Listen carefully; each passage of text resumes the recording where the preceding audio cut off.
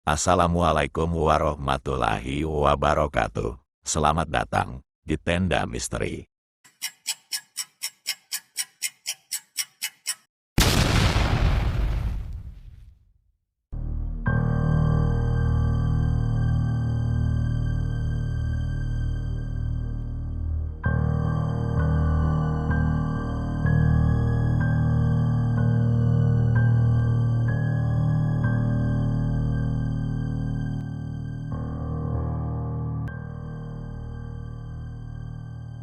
Mayat abek di freezer ikan bagian kedua. Beberapa minggu setelah KM Laut Teduh dinyatakan hilang, sebuah kapal patroli laut menemukan bangkai kapal tersebut terapung di tengah samudera. Sunyi, tak ada satupun ABK yang ditemukan hidup maupun mati.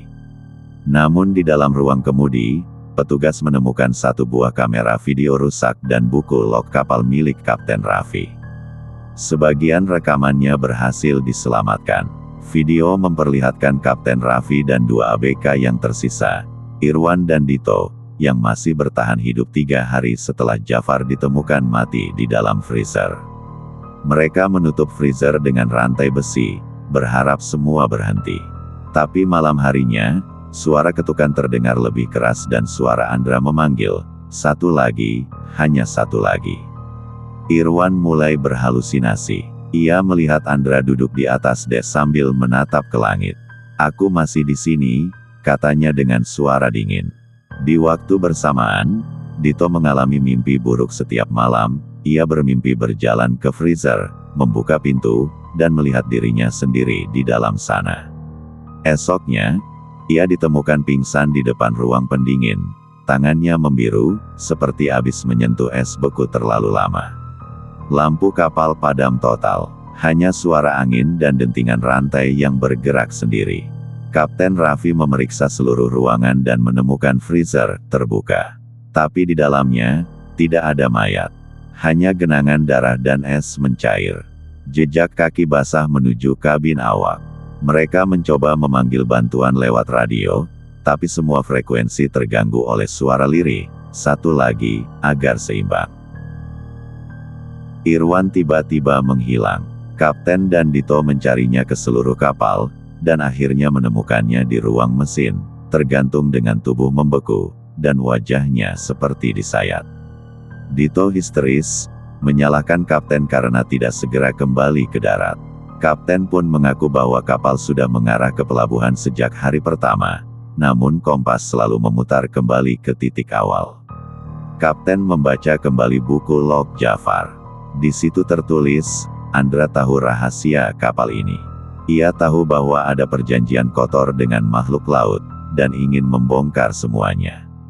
"Maka aku kunci dia di freezer, tapi sekarang dia bangkit."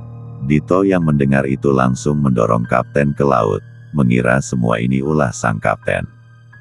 Video terakhir di kamera menunjukkan Dito yang sendirian di kapal. Ia menyisir ruang D dengan senter. Suara ketukan kembali terdengar, kali ini dari dalam lemari penyimpanan. Ia membukanya perlahan, dan sosok Andra muncul dengan wajah membusuk, matanya menyala merah. Kamera terjatuh, hanya terdengar jeritan panjang. Kapal ditemukan kosong, tapi freezer terbuka, dan di dalamnya, kini ada dua mayat membeku, Dito dan Kapten Raffi, dalam posisi duduk, dengan mata terbuka, seolah masih menatap siapapun yang melihat mereka. Beberapa bulan setelah bangkai KM Laut Teduh ditemukan, dua penyelam investigasi dari tim SAR melakukan penelusuran bawah laut di sekitar lokasi kapal terakhir terdeteksi. Anehnya, mereka menemukan jaring besar milik kapal cumi yang tersangkut pada batu karang, namun yang tertangkap bukan cumi-cumi, melainkan tulang belulang manusia, bercampur dengan jeroan makhluk laut yang tak dikenal bentuknya. Salah satu penyelam, Tony, membawa fragmen logam beku dari dasar laut, ternyata potongan pintu freezer kapal yang telah patah. Ia juga menemukan sebuah benda menyerupai jantung, berdenyut perlahan di dalam gumpalan es yang masih utuh, seolah hidup. Ketika dibawa ke laboratorium, benda itu menguap dan meninggalkan bau amis pekat. Petugas yang menyentuhnya mulai mengalami mimpi buruk yang sama, suara Andra, ketukan Freezer, dan kalimat. Laut tak butuh saksi. Tapi kau sudah lihat, maka kau harus tinggal. Salah satu petugas lab, Dr. Sarah, menghubungi Kementerian Kelautan karena ia mencurigai ada sesuatu yang lebih besar, semacam perjanjian laut hitam yang telah dilakukan para nelayan dan kapten kapal cumi selama bertahun-tahun. Mereka menukar 1 nyawa tiap musim panen cumi untuk menjaga hasil laut tetap melimpah. Andra, yang mengetahui rahasia itu, menjadi korban pertama. Tapi ketika ritualnya gagal, roh Andra tak tenang, ia mulai memburu pelaku lainnya. Sarah menemui mantan nelayan bernama Pak Sahro yang sudah pensiun puluhan tahun. Pak Sahro gemetar saat mendengar nama KM Laut Teduh. Itu bukan sekadar kapal biasa, itu kapal tumbal. Dan freezer itu bukan tempat menyimpan ikan. Itu altar pengorbanan. Yang gagal memberi tumbal, akan jadi tumbal. Sarah bersama tim investigasi kembali ke lokasi bangkai kapal yang telah ditarik ke pelabuhan. Tapi anehnya, saat malam tiba, posisi kapal berubah sendiri, menjauh ke tengah dermaga, seolah tertarik kembali ke laut. Mereka naik ke dalam untuk memeriksa.